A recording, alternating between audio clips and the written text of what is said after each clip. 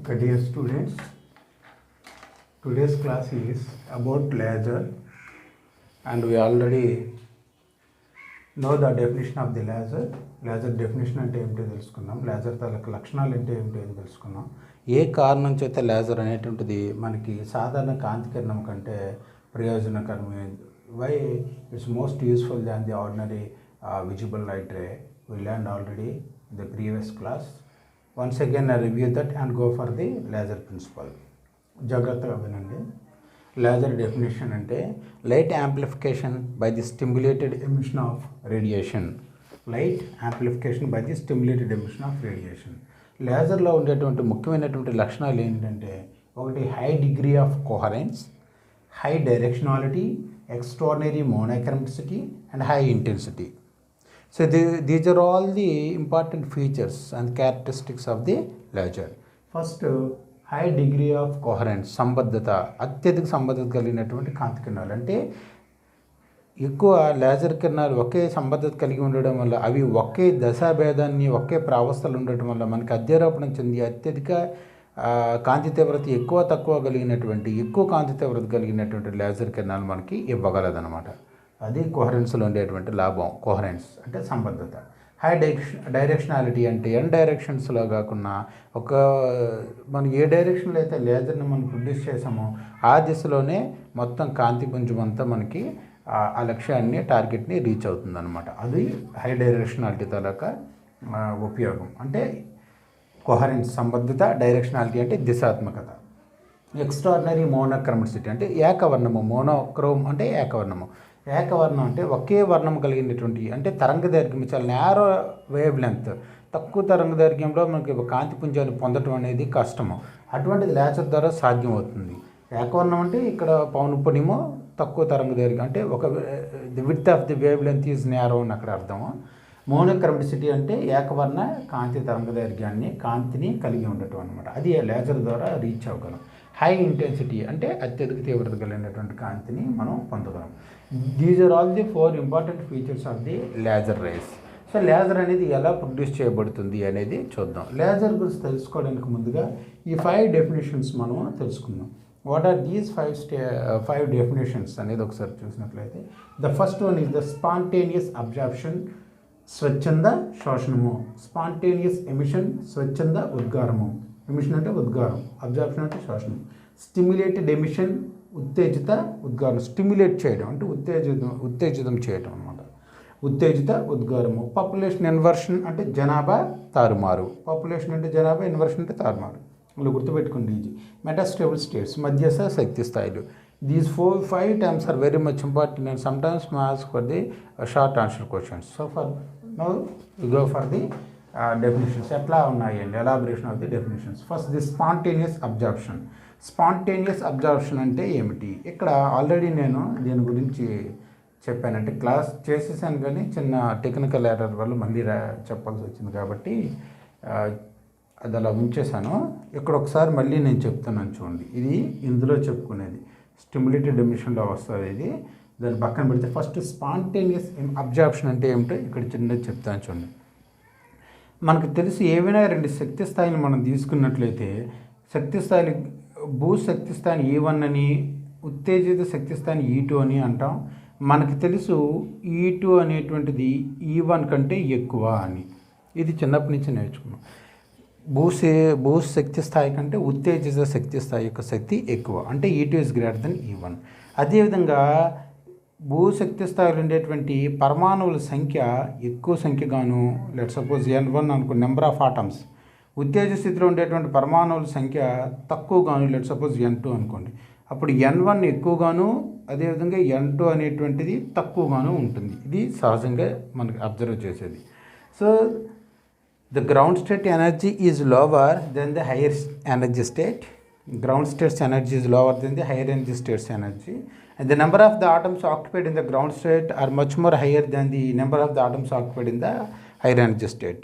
భూశక్తి స్థాయిలో ఉండేటువంటి పరమాణువుల సంఖ్య అధికంగాను, ఉత్తేజ శక్తి స్థాయిలో ఉండేటువంటి, అంటే అధిక శక్తి స్థాయి, మనకి కేంద్రకం చుట్టూ శక్తి స్థాయిలో ఎలక్ట్రాన్లు తిరుగుతూ ఉండడం వల్ల ఏర్పడతాయి కదా, ఆ శక్తి స్థాయిల గురించి నేను మాట్లాడుతున్నాను. శక్తి స్థాయిల సంఖ్య పెరుగుతున్న కొద్దీ N1 N2 first orbit, second orbit, third orbit అట్లా పెరుగుతున్న కొద్దీ శక్తి పెరుగుతూ ఉంటుందన్నమాట. సో ఇది ఎగ్జైటెడ్ స్టేట్ అనమాట. ఇది అంటే ఉత్తేజ శక్తి స్థాయి, ఇది భూశక్తి స్థాయి. ఇందులో ఉండేటువంటి పరమాణువుల సంఖ్య N2, అవి తక్కువగా ఉంటాయి. అంటే అన్నీ ఎగ్జైట్ అయ్యి అక్కడ ఉండవు. భూశక్తి స్థాయిలో ఉండే పరమాణు సంఖ్య N1 ఎక్కువగా ఉంటుంది. So N1 is greater then N2. That is the general condition. And the atoms which cannot occupy this energy state more time longer than the 10⁻⁸ seconds. అంటే ఎందుకు అంటే భూశక్తి స్థాయిలో ఉండేటువంటి పరమాణువులు ఉత్తేజితం చెంది, ఎలా ఉత్తేజితం చెందుతాయి? బయట నుంచి ఏదైనా ఎనర్జీ ఫోటాన్ వస్తే ఆ ఫోటాన్లో శక్తిని గ్రహించుకుని ఉత్తేజితం చెంది అత్యధిక శక్తి స్థాయికి చేరుకుని అక్కడ ఎక్కువసేపు ఉండవు. 10⁻⁸ సెకండ్స్ కంటే తక్కువసేపు ఉండి మళ్ళీ భూస్థితికి వచ్చేస్తాయి. ఎట్లా వస్తాయి? బై ఎమిటింగ్ సమ్ ఎనర్జీ హెచ్న్యూ, కొంత శక్తిని విడుదల చేయడం ద్వారా వస్తాయి. ఆ శక్తి దేనికి సమానంగా ఉంటుంది? Simply the difference of the 2 energy states, అంటే E2 మైనస్ E1. సో జాగ్రత్తగా గమనించండి. ఇది the principle is very much important. We already know about this. This is N2 where the released energy or emitted energy hν is equal to the E2 minus E1. అంటే ఈ రెండు శక్తి స్థాయిల మధ్య భేదానికి సమానంగా ఉండేటువంటి శక్తిని అవి ఉద్గారిస్తాయి. ఆ శక్తి తాలూకా ఆ రేడియేషన్, ఆ శక్తి యొక్క ఫోటాన్ యొక్క శక్తి అంతా h nu, that is equal E2 minus E1. This is the general principle observed in the hypothesis of the quantum theory. మనకి ఎప్పటి నుంచో తెలిసినవి ఇవన్నీ. ఈ రెండు డెఫినేషన్స్కి సంబంధించినటువంటి అంశాలు. మరొకసారి చూడండి. స్పాంటేనియస్ అబ్జార్ప్షన్ అంటే బయట నుంచి ఏదైనా శక్తి ఉద్గారించబడినప్పుడు, సూర్యకాంతి, ఏకాంతి, whatever may be that external energy, some energy comes from the external sources and enter on the incident on the material, and the atoms on that material absorb that energy, and so then they get excited. That is the principle in the general case what happening. బయట నుంచి వచ్చినటువంటి photons శక్తిని గ్రహించుకున్నటువంటి శక్తిలో కొంత భాగాన్ని తీసుకుని అవి భూస్థితి నుంచి ఎగ్జైటెడ్ స్టేట్కి వెళ్ళి అక్కడ ఎక్కువసేపు ఉండకుండా మళ్ళీ కొంత శక్తిని విడుదల చేయడం ద్వారా భూస్థితికి వచ్చేస్తాయి. ఇది శక్తిని గ్రహించుకోవడము స్వచ్ఛందంగా జరుగుతుంది. పై స్థాయికి వెళ్ళి అక్కడ ఉండకుండా అక్కడి నుంచి శక్తిని విడుదల చేసి కిందకి వచ్చేయడం, అంటే ఫోటాన్ ఉద్గారించేయడం, భూస్థితికి వచ్చేయడం కూడా స్వచ్ఛందంగా జరుగుతూ ఉంటుంది. స్పాంటేనియస్గా జరిగేటువంటి ప్రక్రియలు, ఎవరి తాలు ప్రమేయం కాదు. అందువల్ల వీటిని రెండింటిని స్పాంటేనియస్ అబ్జార్ప్షన్, స్పాంటేనియస్ ఎమిషన్ అన్నారు. అబ్జార్ప్షన్ అంటే when the external energy source incident on the the photons on the ground state absorb the energy spontaneously and then they excited to ground state to the higher energy state. భూస్థితి నుంచి ఉత్తేజ స్థితికి చేరుకుంటాయి. That is spontaneous absorption. And they cannot sustain there more than the 10⁻⁸ seconds. They cannot be longer there. So then by emitting some energy they come down to the ground state. కొంత శక్తిని ఉద్గారించడం ద్వారా అవి కిందకు వచ్చేస్తాయి. ఎందుకు ఎక్కువసేపు అక్కడ ఉండలేవు, ఎందుకంటే 10⁻⁸ సెకండ్స్ కంటే. అలా ఉద్గారించడం అనేది స్వచ్ఛందంగా జరుగుతుంది. దాన్ని స్పాంటేనియస్ ఎమిషన్, స్వచ్ఛంద ఉద్గారం అంటారు. ఉద్గారించబడినటువంటి ఫోటాన్ హెచ్న్యూ అంటారు. సో ఇది ఈ రెండు డెఫినేషన్కి సంబంధించినటువంటి ఒక అనాలజీ. ఇప్పుడు నెంబర్ 1 to డెఫినేషన్స్కి సంబంధించినటువంటి డయాగ్రామ్ ఇది, దాని తాలూకు explanation. And what about this one? This is stimulated emission. Laser beam అనేది ఈ 3 స్టెప్స్ వల్ల వస్తుంది మనకి. ఈ 3 డెఫినేషన్స్ తెలుసుకుంటే లేజర్ బీమ్ వస్తుంది. ఎట్లా? ఫస్ట్, సాధారణంగా ఉండేటువంటి స్థితులు అంటే ఎనర్జీ స్టేట్స్ వల్ల మనకి లేజర్ బీమ్ వచ్చే అవకాశం లేదు. సో మనకి intermediate states which are called metastable states to be incorporate into that by adapting some other materials. అంటే ఏదైనా మెటీరియల్స్ లేజర్ బీమ్ రావడానికి మనం కొన్ని మెటీరియల్స్ తయారు చేస్తాం, దాన్ని లేజర్ మెటీరియల్స్ అంటారు. ఆ మెటీరియల్స్లోని మనకి మధ్యస్థ శక్తి స్థాయిని ఏర్పరుస్తారు. మధ్యస్థ శక్తి స్థాయిలు అని అంటే సాధారణ శక్తి స్థాయిల కంటే మధ్యలోనే ఏర్పడేటువంటి శక్తి స్థాయిలు. వాటికి ఒక ఇంపార్టెంట్ ఫీచర్ ఏంటి అని అంటే వీటిని మనం మధ్యస్థ శక్తి స్థాయిలు అంటామంటే ఏ శక్తి స్థాయిలో అయితే, సపోజ్ ఇది మధ్యస్థ శక్తి స్థాయి అనుకుందాం, ఏ శక్తి స్థాయిలో అయితే పరమాణువు 10⁻⁸ సెకండ్స్ కంటే ఎక్కువసేపు ఉండగలదో the time period is greater than 10⁻⁸ seconds. అంటే ఏ శక్తి స్థాయిలోని పరమాణువులు 10⁻⁸ సెకండ్ కంటే ఎక్కువసేపు ఉండగలవో, they can be longer time on that one, వాటిని మనం మధ్యస్థ శక్తి స్థాయిలో అంటారు. అవి మనకి అవసరము. డెఫినేషన్ మరొకసారి చూడండి. ఏ శక్తి స్థాయిల్లో పరమాణువులు ఎక్కువసేపు అంటే 10⁻⁸ సెకండ్స్ కంటే ఎక్కువసేపు నిలకడగా ఉండగలవో వాటిని మధ్యస్థ శక్తి స్థాయిలు అంటారు. ఆ శక్తి స్థాయిలు మనకి లేజర్ బీమ్ రావడానికి చాలా అవసరము. సో ఆ శక్తి స్థాయిలు వచ్చే విధంగా మనం మెటీరియల్ని తయారు చేస్తాం. Let suppose this is the metastable state అనుకుందాం. అప్పుడు ఇక్కడ ఏం జరుగుతుంది? జనరల్గా ఎప్పుడైతే బయట నుంచి స్పాంటేనియస్ ఎమిషన్ అబ్జార్ప్షన్ కానివ్వండి, బయట నుంచి ఎక్స్టర్నల్ ఎనర్జీ వచ్చిందో ఆ ఎనర్జీని తీసుకున్నటువంటి గ్రౌండ్ స్టేట్లో అనేటువంటి పరమాణువులు ఉత్తేజితం చెంది ఎగ్జైట్ కాబట్టి ఎగ్జైటెడ్ స్టేట్కి చేరుకుంటాయి, అంటే E2 స్టేట్కి చేరుకుంటాయి. అలా ఎలా చేరుకుంటాయి అంటే బయట నుంచి వచ్చేటువంటి ఎక్స్టర్నల్ ఎనర్జీని గ్రహించి వెళ్తాయి, ఉత్తేజితకి చేరుకుంటాయి. ఇలా చేరుకున్నటువంటివి ఎక్కువసేపు ఉంటాయి కాబట్టి ఇక్కడి నుంచి ఎక్కువ సంఖ్యలో ఉండేటువంటి పరమాణువులు ఎగ్జైట్ అయిపోయి ఎగ్జైటెడ్ స్టేట్కి చేరుకుంటాయి. ఎ సర్టెన్ టైం, ఒక పర్టికులర్ టైంలో మనకి ఏం అబ్జర్వ్ చేస్తామంటే జనరల్గా గ్రౌండ్ స్టేట్లో ఉండేటువంటి నెంబర్ ఆఫ్ ఆటమ్స్ కంటే ఎగ్జైటెడ్ స్టేట్లో ఉండేటువంటి నెంబర్ ఆఫ్ ఆటమ్స్ తక్కువ కదా. చూడండి, N2 is greater then N1 is greater then N2. So N1 ఎక్కువ, N2 తక్కువ జనరల్ కేసులో. బట్ మెటాస్టేబుల్ స్టేట్స్కి కానీ ఎగ్జైట్ అయినట్లయితే పరమాణువులు ఇక్కడ ఎక్కువ సంఖ్యలోని పరమాణువులు ఉండిపోతాయి. ఎందుకు? ఇక్కడ ఎక్కువసేపు పరమాణువులు ఉంటాయి కదా, అందువల్లే కదా వీటిని మెటాస్టేబుల్ స్టేట్స్ అన్నాం. సో ఎక్కువసేపు ఉండటం వల్ల మోర్ దెన్ 10⁻⁸ సెకండ్స్ టైం ఇక్కడ ఉండటం వల్ల number of atoms on the energy state E1 కంటే number of atoms in the energy state E2 is much higher then the N1. అంటే N2లో ఎక్కువ సంఖ్యలో పరమాణువులు ఉండిపోతాయి N1లో కంటే. So this is the achieved result. N2 is greater then N1 అంటే ఇక్కడ జనాభా ఎక్కువగా ఉంటుంది. దానినే పాపులేషన్ ఇన్వర్షన్, జనాభా తారుమారు అంటారు. అంటే గ్రౌండ్ స్టేట్ కంటే భూస్థితి కంటే ఉత్తేజిత స్థితిలోని ఎక్కువ సంఖ్యలో పరమాణువులు ఉన్నట్లయితే దాన్ని జనాభా తారుమారు, పాపులేషన్ ఇన్వర్షన్ అంటారు. Whenever you achieve the population inversion then only laser beam will come out. Okay, that is the very important requirement for the laser beam, very much important requirement for the laser beam. ఇప్పుడు మధ్యస్థ శక్తి స్థాయిలు అంటే definition తెలుసుకున్నాం. ఏ శక్తి స్థాయిలో అయితే time period 10⁻⁸ seconds కంటే పరమాణువులు ఎక్కువసేపు ఉండగలవు వాటిలో మధ్యస్థ శక్తి స్థాయిలో ఉన్నాము. దానివల్ల ఏమవుతుంది? ఎక్కువసేపు ఇక్కడ ఉండిపోతే కింద నుంచి బయట నుంచి ఎనర్జీ వచ్చింది ఎగ్జైట్ అయ్యి అలా వెళ్ళి అక్కడ ఉండిపోతాయి, ఎక్కువసేపు ఉంటాయి అక్కడ. They can be there a long time. So that's why the number of the atoms at that state N2 more then the N1. So here the population is higher than this one, so that we achieve that N2 is greater than N1, which is known as the population inversion. అంటే జనాభా తారుమారు వచ్చేసినట్టే ఇక్కడ ఎక్కువ పరమాణువులు ఉన్నట్లయితే. అప్పుడు ఈ stimulated emission అనేటువంటిది రోల్ ప్లే చేస్తుంది. ఏమిటి డెఫినేషన్ అనేది చూద్దాం. జనరల్గా మనకి స్పాంటేనియస్ ఎమిషన్ అంటే ఏంటి? పై స్థాయి నుంచి ఎనర్జీని విడుదల చేసి కిందకు వచ్చేస్తుంది తనకు తానుగానే. స్టిమ్యులేటెడ్ ఎమిషన్లో అలా జరగదు. బయట నుంచి ఎనర్జీ వచ్చి పడుతుంది కదా, అలా వచ్చిన ఒక ఫోటాను ఇక్కడ ఉండేటువంటి ఈ పరమాణుతో ఢీకుంటుంది. బయట నుంచి వచ్చే ఫోటాను ఇలా ఢీకుని మళ్ళీ ఇలా వెళ్ళిపోతుంది, ఇలా వచ్చింది ఇలా వెళ్ళిపోతుంది, దీన్ని ఇలా ఢీకుని ఇలా వెళ్ళిపోతుంది.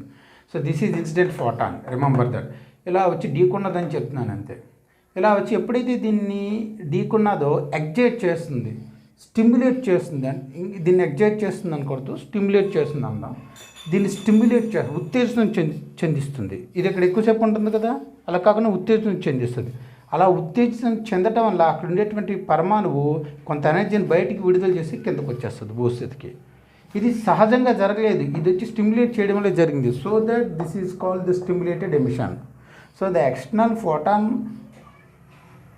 Stimulates the atoms on the higher energy state. అంటే ఉత్తేజ స్థాయిలో ఉండేటువంటి ఆటమ్స్ని వచ్చి స్టిమ్యులేట్ చేసి ఢీకొనటం వల్ల, ఉత్తేజం చెందటం వల్ల అవి ఆ స్థితి నుంచి కొంత ఫోటాన్, ఎంత ఫోటాను మనం ప్రిన్సిపల్ చెప్పుకోండి, H(E2 - E1).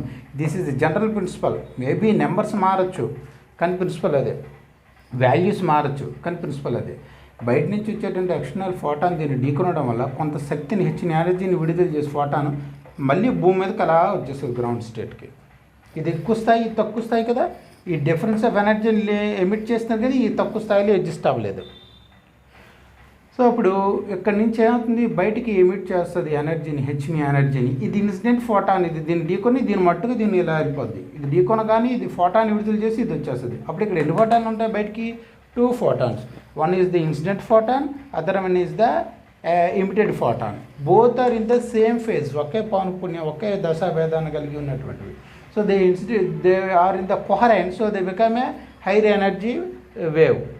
ఈ రెండు వచ్చి ఇక్కడ ఒక ప్యారలల్ ప్లేట్ కింద ఢీకొని మళ్ళీ వెనక్కి వస్తాయి, మళ్ళీ ఇంకో రెండింటిని ఢీకొంటాయి, అప్పుడు 4 వస్తాయి, మళ్ళీ వచ్చి within no time, in the little bit of time, number of photons emitted from this cavity, అంటే ఆ ఏరియా మనం తయారు చేసేటువంటి ఈ లేజర్ తయారు చేసే ప్రాంతం నుంచి బయటికి నెంబర్ ఆఫ్ రేస్ ఒకేసారి బయటకు వస్తాయి. They are all in the coherent, సంబద్ధం ఒకే ఫేజ్లో ఉంటాయి. Then it become the laser beam, then it come out from that place. అంటే ఈ లేజర్ తయారు చేసే ప్రదేశం నుంచి బయటికి లేజర్ బీమ్ అనేటువంటిది వస్తుంది. సో లేజర్ బీమ్ రావడానికి, లేజర్ బీమ్ అంటే యాంప్లిఫికేషన్, చూసారా, ఎక్కువ సంఖ్యలోని ఫోటాన్లు ఒకేలాంటివి వస్తాయి, అవన్నీ అధ్యారోపణ నుంచి ఎక్కువ తీవ్రత కలిగినటువంటి కాంతిపుంజంగా బయటకు వస్తుంది. Light amplification by the stimulated emission of radiation. Because of the stimulation, the emitted photon combine with the incident photon and also they become the magnified, and the amplitude light come out from that source, అంటే ఈ area come out from that reason, ఈ ప్రాంతం నుంచి బయటకు వస్తుంది, దాన్నే laser beam అంటాం. So to achieve the laser, 2 are very much important. One is the population inversion, other one is the stimulated emission. These two factors are very much important to obtain the laser beam. One is the population inversion, other one is the stimulated emission. This is the laser principle. What is the principle behind the laser? అంటే laser light రావడానికి కావాల్సినటువంటి సిద్ధాంత భాగం ఏమిటి అని అడిగితే మనకి దీన్ని మనం చెప్పుకోవాలి. ఇది చాలా ఇంపార్టెంట్. ఒకసారి షార్ట్ ఆన్సర్ క్వశ్చన్స్ అడుగుతారు. అండ్ రెండోది, మనం ఇంపార్టెంట్ క్వశ్చన్స్లో రూబీ లేజర్, హీలియం నియాన్ లేజర్లో నేర్చుకునేటప్పుడు మనకి నెంబర్ ఆఫ్ ది డయాగ్రామ్ వేసి ruby laser, helium neon laser నేర్చుకునేటప్పుడు ఈజీగా ఏవి మెటాస్టేబుల్ స్టేట్స్, ఎప్పుడు పాపులేషన్ ఇన్వర్షన్ వస్తుంది, ఏ రెండు స్టేట్స్ మధ్య లేజర్ మనకి బయటకు వస్తుంది అనేది ఈజీగా అర్థమైపోతుంది. Unless this class, you cannot understand the important questions of Ruby laser and helium neon laser. So this class is very much important. That's why I take it a video and send it to you. And also you remember that laser class అయిపోవాలి మనకి ఆన్లైన్లోనే. ఆ తర్వాత మళ్ళీ laser class గురించి డౌట్లు అడగాలి. ఆ తర్వాత మీరు ఖాళీ టైంలో నాకు డౌట్ అడగండి. This is the class. మరొకసారి చూసుకోండి. నేను ఈ వీడియో ఆపేస్తాను. దీని నోట్స్ అనేటువంటిది ఆల్రెడీ మన దగ్గర ఉన్నాయి. వాటిని మీరు కొంచెం చెక్ చేసుకోండి. Thank you.